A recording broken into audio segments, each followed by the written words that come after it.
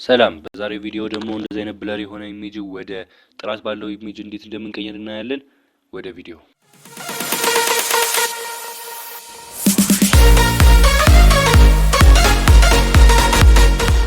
ይሄን ይመስላል ማለት ነው። ዌብሳይቱ ዲስክሪፕሽን ላይ ታገኙታላችሁ። ከዛን ወደዚህ ዌብሳይት ገቡና replicate.com ከዛን እዚህ ጋር እንደምታዩት እንደዚህ አይነት እንትን ታገኛላችሁ ማለት ነው። ከዛን እዚህ ጋር ድራግ ፋይል ኦር click to upload የሚላል click to upload እንደሆነና ፋይሉን አፕሎድ እናደርግለታለን። ከዛ በኋላ ሰሚት ምትራ አንድ ክሊክ እናደርጋለን። አውትፑቱን እንደምታዩት እዚህ ጋር ነው የሚያስቀምጥልን።